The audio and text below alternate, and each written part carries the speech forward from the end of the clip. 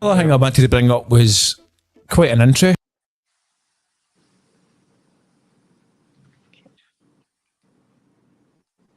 Hear it. created a team.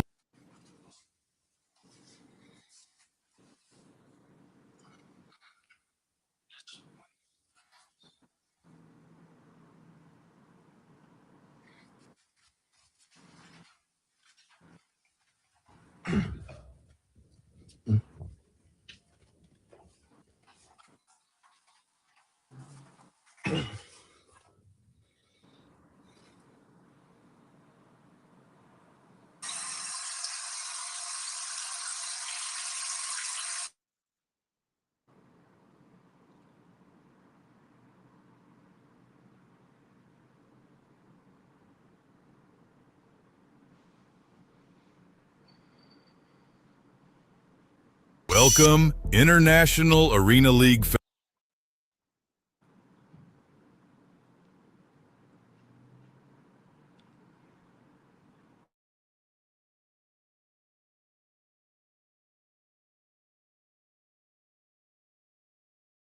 One, because I can't see.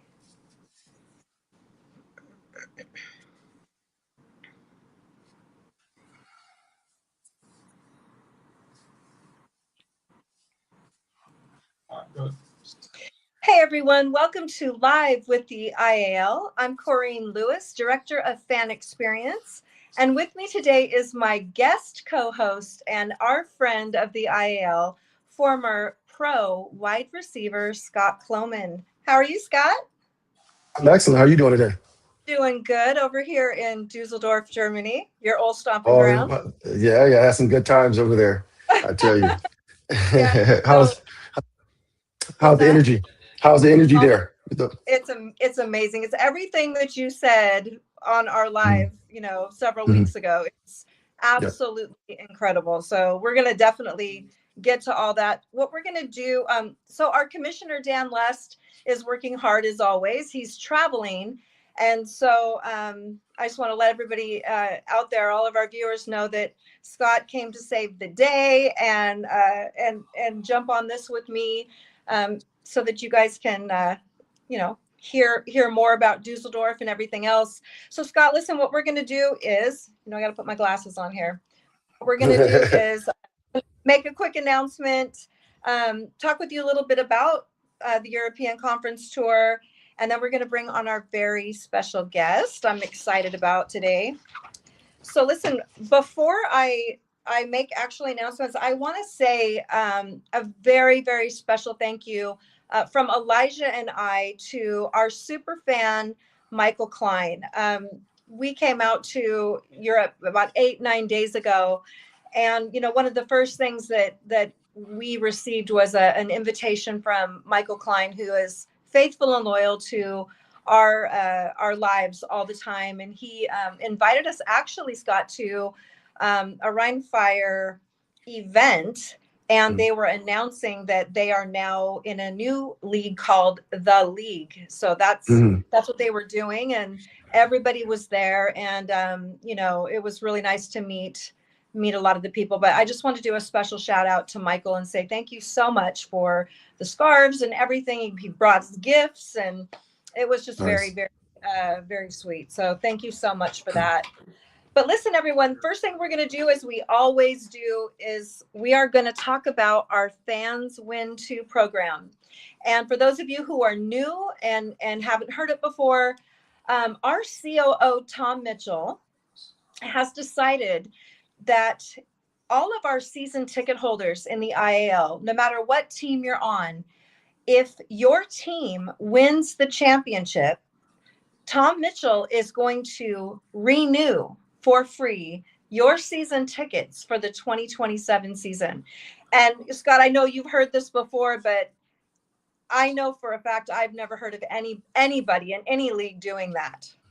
No, no. That's special, and it just goes to show you the type of individuals you guys are as a whole, and who you guys are dealing with, Right. and you guys are giving back and giving back to the fans, which is the most important part of the game. To give the Absolutely. ultimate fan experience. So that's awesome. Yeah, so we just want to give a shout out to Tom and say thank you for making all of us look so great and for being so incredibly generous. We appreciate it. And then secondly, we have part 2 of our documentary coming out. So if you haven't yet subscribed to our YouTube channel, go to the International Arena League YouTube channel and you'll get to see part 2 of our documentary, which while we've been on this trip, Scott, it's Elijah's been documenting everything we've been doing. So it's going to be really incredible. But with that being said, we will be announcing our 12th team in the IAL on that documentary. So I don't even know who the 12th team is. so we're looking forward to that for sure. But listen, so with that being said, you brought it up, Scott, that, everything that you said about Europe in general, about how we would be received here, you said it, the best, and it has been absolutely incredible. So just kind of to go back, we came in to Stuttgart first, saw the arena. It was incredible. Went to Zurich. It was amazing as well. Then we come to Dusseldorf, where we are now, and we got to see the PSD arena, or excuse me, dome, Bank Dome, PSD Bank Dome, where the Dusseldorf Warriors are going to be playing. And I was absolutely like jaw dropped. Have you been there before? I haven't had the pleasure, but obviously I'm very familiar with Dusseldorf, and I get asked the question all the time because I've played in so many different leagues. Which one did I enjoy the most, and they all had their own different nuances. But in terms of the fan experience, it was a mixture between when I play arena football, because arena football here again, the fans are so involved and they're a part of the game. And here again, when I played the NFL Europe and when I was with the Rhein Fire in Düsseldorf, Germany, because the fans were just so passionate, and they really showed up and showed out, and it's just extremely loud, and they really made it an enjoyable experience for myself and my teammates. So very appreciative of those fans. Absolutely, yeah. This arena was incredible, and Jaleh was the girl, the lady who was kind of spearheading, the tour of the arena and putting all the things together. There was a huge team that she had waiting for us. I mean, we got to meet everybody from every facet of putting this game together. They were all there, and we went on a huge tour of the arena, the locker room, the media rooms. They have all different levels of like stadium club, experiences for fans. And we even got to go see the where they do the Club MTV in Dusseldorf. We got to go and experience that. So, it was like rolling the red carpet out, and whoever gets to coach for this team, this Warrior team here in Dusseldorf, is going to be treated exceptionally. I can guarantee that. Sure. Yeah. They got to stay focused though, because those people in Dusseldorf know how to party. So you got to. You're right. We saw that. We got to keep the main thing, because you can get sidetracked real easy. I tell you.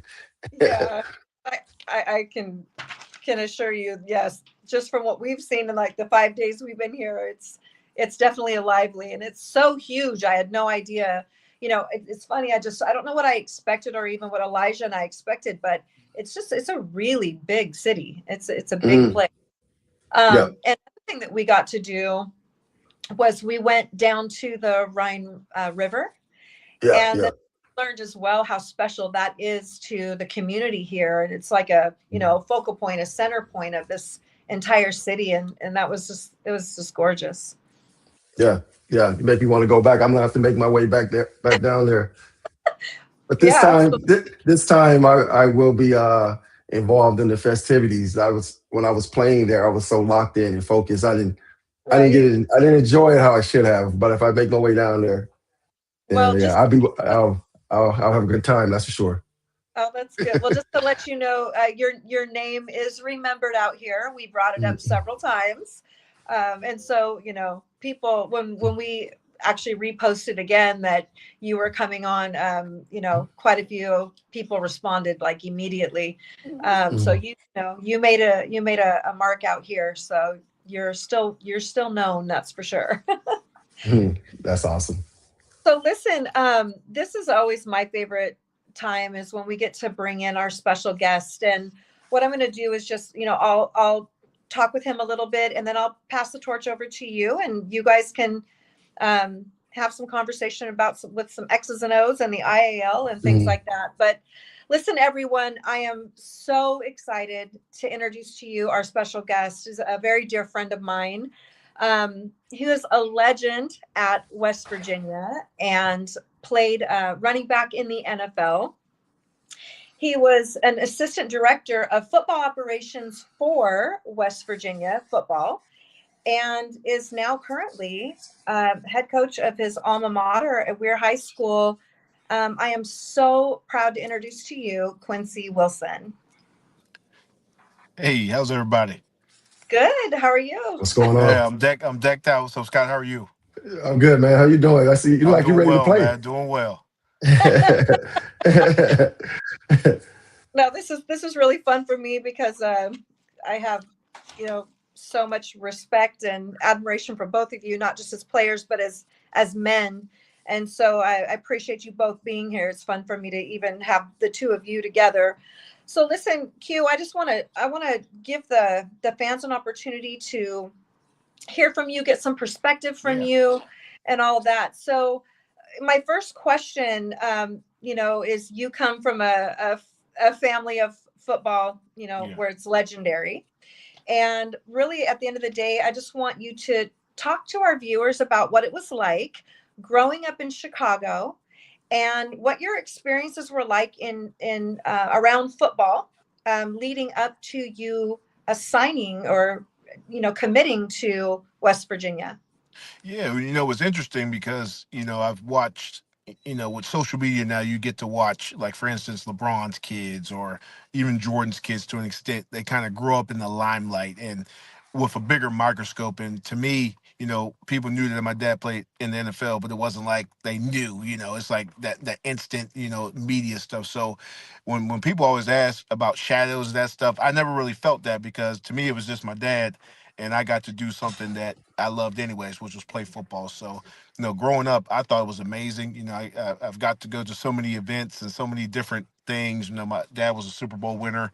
So I got to experience that as he retired and moved in. He's been in Chicago since 1980. So again, they treat them like kings. So they're rock stars in Chicago. So again, I've gotten to experience so much just because he played for the Bears. So that stuff's been awesome. But I also learned that it was my own journey. Obviously, it was cool because we didn't play the same position. Obviously, he was a linebacker, I was a running back. So we didn't have that comparison. The only common denominator was we played football. So I had my own path, and like you said, I got opportunity to play Division I football, which was my dream. I worked extremely hard in high school to get that accomplished, and I got there, and got injured, which is the always the kiss of death. You get there, I blow my ACL out as a running back. You think it's over, but I attacked my rehab and was able to finish out my career as first team all conference and all that good stuff, and was able to get drafted. So I always use my story when I'm talking to kids that when I walk in the room, obviously I'm not Derrick Henry, and I ain't Tyreek Hill, but I made it to the league because I didn't let no one tell me I wasn't. And that's what you got to do. Once you put something in your mind, whether it's school or whether it's work or whatever, don't let anybody tell you that you can't do it. Absolutely. And I'm so glad you brought it up because that was something I was going to ask. I've had these conversations together before, and education is extremely important to you. Yes, and so it is. what kind of advice do you have for young men that are coming up that, maybe they're so excited to get to play the game, but give us your view and opinion on Yeah, why. well, it's important. Yeah, it was important to me because in seventh grade, I was diagnosed with a learning disability. I had a little trouble reading, had a little bit more trouble with math, and I had to get a little bit more extra time on my tests. But I didn't let that deter me. And I was able to use that to my advantage. I got a little bit more with the stuff. So now I'm back in high school in special education. So I have a different kind of backside look to it, because a lot of these kids feel like, oh my God, I feel like I'm this, I feel like I'm that. And I'm telling you, no, you still can get accomplished everything you want to accomplish. In school, education is going to take you way further than any sport will ever do. And I know, we live in times where, these kids, it's a now thing. And, you got to trust the process a little more with school. But I'm telling these guys, it's not enough, even with college. It's not enough just to graduate. You have to get your master's, or if you're going to get into a thing, get into a trade early. So, I think, education can push you so far, but then yet it doesn't stop. Even with me, I went back to school way back after, I graduated in '03, and because, I needed to. So education is important, but the kids need to see it and then hear the story, and then they can realize, well, oh, okay, he came from where I came from, or he's done what I've done. It makes it a little bit more relatable to them. Absolutely, 100%. And I appreciate you saying that. I am also from a family of educators, so I appreciate that. But I want to take it back a little bit to West Virginia. I just wanted to know, what was it like playing for such a highly touted program? Like, do you have any moments or experiences that stand out more than another? Yeah, we always remember your first game. So as a true freshman, I got a chance to return a couple kicks and play also special teams against East Carolina. So my first game, and then obviously my senior year was extremely special because we were conference champs. We played back in the era, of the Miamis and the Virginia Techs and the Syracuses, when they were really, really good programs. So I was proud to say that, we went toe to toe with those caliber programs, and was able to be Big East champs in 2003. Yeah. Oh, I remember. I remember. And then also, I'm going to move forward a little bit so that Scott can take the wheel and talk with you as well. But you got drafted in 2004 to the Atlanta Falcons, and you ended up playing for the Cincinnati Bengals. Well, Yeah. one thing that's special for us in the IAL is that we are in Cincinnati, and we have Wow.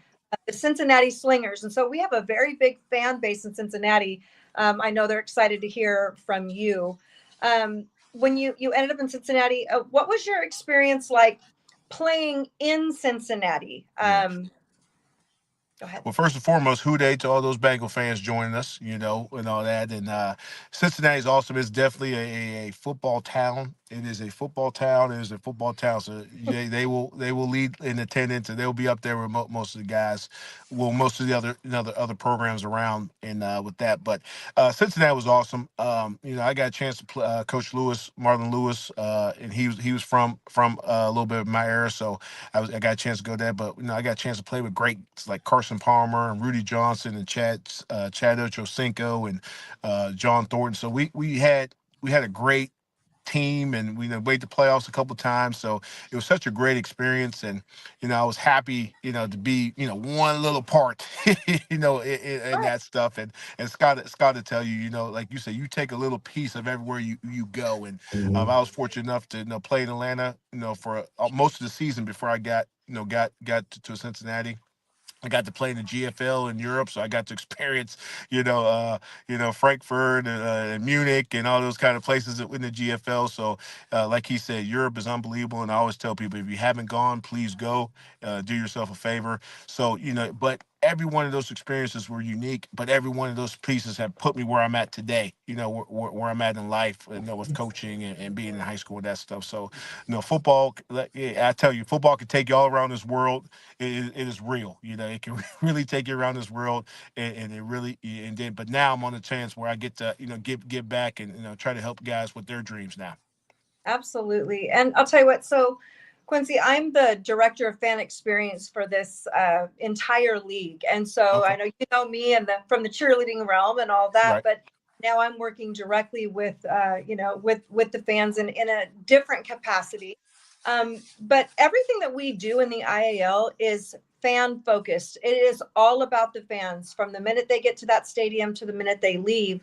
And what I want to know before I hand this over to Scott is, please tell us in general, what do the fans mean to you? They're everything. That's why you do those extra events during the week. That's why even if you're tired, hey, I can't. I mean, you perk up. Hey, we got 20 fans that just want to say hi, or going to a hospital, or going to a school, or playing in a charity golf outing, or golf basketball game, because they pay their hard-earned money to go watch us play. And these fans, when they say they're passionate, they are passionate. And it's kind of how the Europeans feel about soccer. That is what people feel about American football. They love college football, they love NFL football, anything with a football, Americans love. So, the respect and the way they love you. Even if you make a mistake, they say, well, hey, we know you're not perfect, but we still love you. So I think that'll never go away. So I think anytime I've ever had a chance to do something with the fans, no matter how you don't want to, or however you're busy, or whatever you got to adjust your schedule, I always tell guys, make sure you do that, because these people appreciate you. And if you can give them an hour, or even sometimes 20-30 minutes, it's a lifetime of memory for them. Oh, I love that. Well, listen, Scott, I'm going to pass it over to you so you guys can talk some X's and O's, okay? Yeah. So yeah, first of all, man, it's a pleasure to meet you, and congratulations on all your endeavors and your career thus far, and what you're continuing to do. I was listening to you speak, and Scott, I can't hear you. Can you hear me? Ooh, you guys can hear me? Not yet. No. Yeah, that's because Corine. Okay. Oh, there you go. Gotcha. Oh, you can hear me now? Yep. Oh, okay, there we go. Yeah. So no, so first of all, it's a pleasure to meet you, and congratulations on all your endeavors, and your amazing accomplishments thus far, and what you're continuing to do. As you were speaking, I'm always, anytime I'm listening to someone who's accomplished what you have, which is you get an opportunity to get drafted or even play at the NFL level. You're talking with the 1%. Right. So I'm always intrigued of what people are going to say. And so I mean, the thing that I took it, number one is that I would pass on to the younger generation and kids, always stay in attack mode. Like you said, when you turn your ACL, you can either sit back or you can attack. Nothing good happens in retreat mode. Right. And so you attacked it, and you never quit. Yep. Right. At the end of the day, because like you say, your dream's your dream, and I think, as parent, I'm a parent, I've tried to give so much more to my son than what I had, and I wouldn't say he's spoiled, but I mean, that's just, how we do. And, but I had to learn a lot of, and you probably testify, we had to learn a lot more on the fly than these kids. Now with cell phones, you can instantly know this, or you can instantly know that. So I tell them, use that. If you're a receiver, you should know every route tree in the world, because you have any videos or any of that stuff you can watch. If you're a lineman, there's 9 different techniques you can learn on blocking and gap scheme and all that kind of stuff. So don't let that knowledge, go away, because knowledge is power.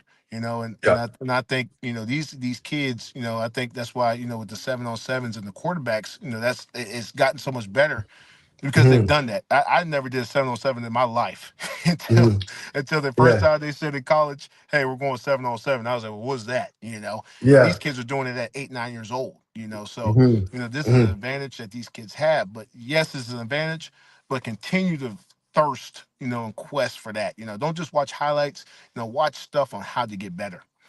Yeah. And I think at the same time, and this is something I'm starting, as a middle-aged man, and it's just kind of what you're just saying, is teaching our kids the things that we didn't learn, is not only stay in attack mode in sports, but stay in attack mode in everything you do, whether it be school, if you're cleaning up, how can you expect to advance if you can't complete this little task at 100%? You see what I'm saying? And have to be a great teammate, as bad as that sounds. I Mhm. have to, as a high school coach, I have to teach my kids how to be good teammates. I can't just say, hey, take care of each other, or hey, clean up Mhm. the locker room. I have to say, listen, if someone's down, help them. If someone needs a Mhm. ride, give them a ride. Mhm. It's like Mhm. little Yeah, stuff that yeah. that are like you think would be Mhm. common sense, but you Yeah. have to teach these kids that because again, not that they all try to fly their own little way, but they don't Mhm. know what they don't know. Yeah, yeah. And how to, like you said, how to conduct yourself as a professional. Yep. If that's what you have aspirations to be, a professional football player or whatever it may be. And and this is a little bit off topic, but I was watching the Philadelphia Eagles last night and Yeah. play the Chargers Monday Night Football. I'm sure lots of people were watching, and um, AJ Brown. It's been well documented. He's been in the Right. media complaining about not getting the ball, this and that on the sideline, reading a book. And one of my favorite coaches I had, Coach Mike Jones, when I played in NFL Europe, and it was just something. He just taught us how to be a professional. And if you're not getting the ball, just keep working. When the Right. opportunity presents itself, be ready. Right. And I watched that game last night, and he not to knock him, I'm just saying, but he had two crucial plays where he caused the interception and he dropped a touchdown. Hmm. But Yep. you're complaining about not getting the ball. Yeah. And I think I'm just a big advocate of that, of just here again, quarterback is a difficult position, as Hmm. we know. So if like just I mean, if here again, if things aren't going your way as a wide receiver, and I was a wide receiver. I want the ball. I want to be Right. involved. But just when the opportunity presents itself, be ready and not try to show up your offensive coordinator or coaches or Right. things of that nature, right? Be a Right. good teammate, Right. you know? And don't let the outside noise Exactly. affect nothing. Yeah. So you guys won Yeah. a Super Bowl last year. You're Yeah. one of the highest paid players in the league. You know what I mean? So, there's so much good going on. So let's not Mm. let, you know, first take or these kind of places or these type of things because you've been in there. The locker room can fracture fast. And, Yeah. that's Yeah. one thing I tell people all the time. Your culture any good team it ain't worth a dime without culture. And without Yep. leadership and if you don't have that or if you have guys that have that in mind or you have that kind of stuff, like you say, if I'm the head coach, I put them three all in the room. Don't come Mhm. out of this room till you guys figure it out Yeah. Yeah. For because sure. because it's too much important. Like there's too much other stuff that's important that is that work. Like you said, you may catch 10 balls and you may be targeted 13 times next week. And Hmm. a lot of times people are trying to take you out. If you're the best people, you have the greatest and brightest people coaching the NFL. Yeah. So Yeah. Yeah. they're not going to let one person you know Yeah. beat us. They will have a 100%. plan. They will have a plan for a plan for a plan. So I think like you said, as leader or as a coach, or if I'm the position coach, or if I'm whatever, or if I'm close to him, I'm saying, hey man, do you want to get traded to Cleveland or you want to get traded to back to Tennessee? We got Yeah. a pretty good deal here. Let's Yeah. Yeah. let's try not to mess this up. And go on Yeah. with that. Yeah, you see same thing. You see what happened to Odell Beckham Jr. when he started causing ruckus in New York. They sent him to Cleveland. He goes And from what the happened? toast of the town to we don't know if he's still in the league or not. Yeah, how did it happen real fast, man? Yes. Um, Tell me this. I mean, what was a tougher transition for you, you think, from high school to college or college to the NFL? I think they both had their challenges. For me, it was college because the NFL because I played in a one-word system in college. Line was Mm-hmm, zone. And then I went to a hmm. West Coast system, and obviously you've been around, and that is a Hmm. lot of verbiage. So Oh yeah. I had to get used to not listening to the whole call, but listening to what I need to hear, and then going Hmm. on with that. So definitely, the playbook and the language with that. That first year was a little rough, but like I said, once Hmm. I had some OGs, that really, helped me out. That Hmm. that was, tell, hey man, you don't need to study everything. Study this. You don't need that. So I Hmm. think, having those guys in your corner, because again, we're like, and we're all competing. This Yeah. this is the Yeah. best of the best. But I had guys like Warwick Dunn and TJ Duckett that were like, hey, take care of your body, take care of your money, do Hmm. this, Yeah. do that, because that they seen that was their calling. We made it. Hmm. We got to make sure the rest of the guys made it too. So definitely, for me, the football's the football. You Yeah. get used to the speed of the game about middle Hmm. camp, but Hmm. just that terminology and that Hmm. constant, like you said, because I tell people we got there at 6 and we left at 6. It wasn't Yeah. just you came to practice and you were gone. Like you were there all Hmm. day. You Hmm. ate lunch, you ate breakfast, you ate lunch, you ate dinner. At the facility. Yeah. And so it Hmm. was a full time commitment, and Yeah. it was it was a job. And I think a lot of people, I think they missed that part. They're like, Hmm. oh, these guys just show up. I was like, no, it is a full time. Some 80-hour week sometimes. Yeah. They've been watching Ballers too much.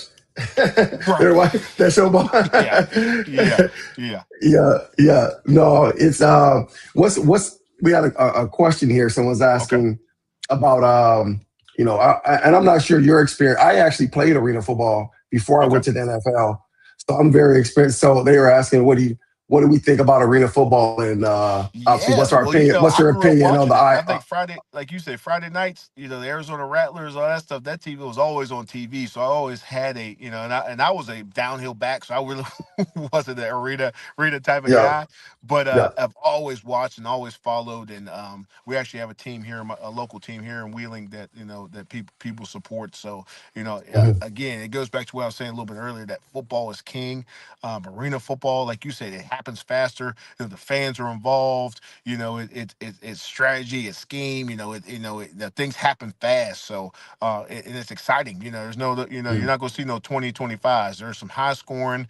There's some creativity, and there's some stuff going on. And I think when you go to a game, if I'm going to pay $40, I want to be entertained. Hmm. And you know, I think some of the showmanship and all that stuff is good, Hmm. because that's what a little dance, a little that stuff. That's what the people want. A big man Yeah, touchdown. That's kind of stuff. That's what they come to see. So, arena yeah, football is amazing.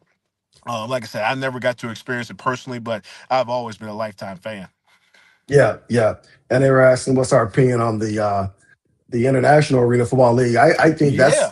that's it's. Well, you know what? I've always wondered why there's not a true world champion of football. Because football's played everywhere. It's played Mm. in Germany, it's played in Switzerland, it's played, Yep. it's played everywhere. And I think smarter people and smarter minds. That I think one day we'll get to that point where there'll be a true world champion. Maybe the NFL Mm. team will play the best team in Canada, and the best team in Canada plays the best, like a true World Cup. I know they do it on the high school level.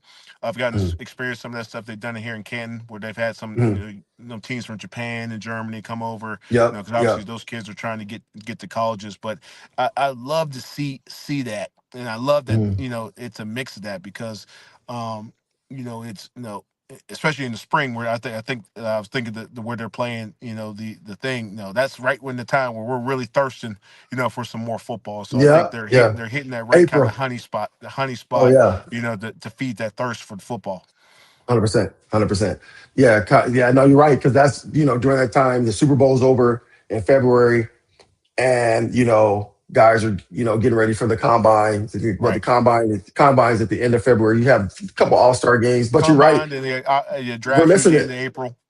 Yeah, so that's that time where there's nothing going on football wise, and Right. true football fans want to see some football. Right. But as we wrap it up, man, one question I always ask on my podcast, Dreams Podcast, Locker Room to Reality.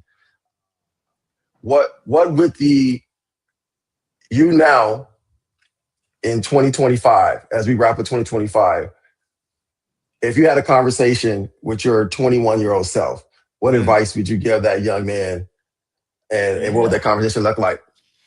Wow. First, I would tell them that you're on the right path. You're accomplishing your dream, but there's so much more out there. And I think sometimes we settle for not settle, but I think sometimes we're happy to be somewhere. I think when I got drafted, I had no idea what that meant. And looking back on it, I would say, well, hey. This is just because you signed a 3-year contract does not mean you'll be here for 3 years. They can cut you in camp. So Yeah. some of that real harsh realities that you see, once you Mhm. actually get into it. Mhm. So just being that not that I wasn't prepared, but just making sure, you're like you said. I stayed away from the nightlife because I knew what I knew my goal and I knew my focus. So I mean, Hmm. and building those relationships, like I said, I had an OG. He said, spend all that time with that special teams guy. And that is what Yep. got me in this league for 3 years. Special I teams. played all 4 special teams. I could block a kick. I could hold a kick. I could run. I could do all that stuff. And I was, expendable, with that. So I think that I would just tell him that, just because you're one place, don't let that be the end all. You strive for that next goal, which is the second contract. And after that second contract, if you're blessed to do that, try to do that and continue to harvest those relationships, with those important people. Go talk to the owner, go talk to the GM, go to all this stuff, because when you're out of the game, you want to be able to pick up that phone and they don't Hmm. look at it and hit the red button or send you to the gatekeeper. They're like, no, hey, what Yeah. can I do for you? How can I help you? Because 100%. like you said, I was telling them, use football for your afterlife, because that that Hmm. that that that is a hot ticket. It got me Hmm. into sales. I played for the Bengals, and I knew nothing about sales, but they knew I played in the Hmm. NFL, so they knew I'd Yeah. figure it out, and that was my Yeah. avenue. And then obviously I got into coaching after that. But use football, for that. For what is for the because people love football, even the Yeah. Yeah. CEOs, they Yeah. they Yeah. don't they may not tell you, but they're football fans. So Yeah. I would tell him, harvest those relationships with important people, and then like you said, just make sure that that you're doing your thing and keeping your nose clean, and the rest will take care of itself. Yeah. That's great advice. That's great advice. Love that. Oh my gosh, you guys, this is such a great conversation. I could listen to So you guys talk all day for sure. So listen, Quincy, thank you so much for coming on here and letting our Let's IAL go. fans. Where are you located now? What's I'm that? in Edmonton. I'm in Edmonton, Alberta, Canada now. Oh, awesome, awesome, Yeah. awesome. Yeah. Yeah. Yeah. Yeah. Oops. Can you guys hear me? Yeah, there he is. Yeah. Yeah. We got you. Yeah. Hear, hear me before? No. No. Okay. Mm-mm. So I was just actually saying how much I appreciate your guys' conversation. I could be listening to you literally all day, and I know that our fans can too. So I appreciate you so much, Quincy, for coming on here and talking with Scott and I, and giving us some wisdom and Yeah, well, enlightenment. I look forward to. I know anything you're involved with is going to be big. So I look forward to the next couple of months and seeing what you guys going. And like you said, since he's 3 hours from me, so I definitely gonna be able to check out one of them games. Good. Well, we'll make sure you're there.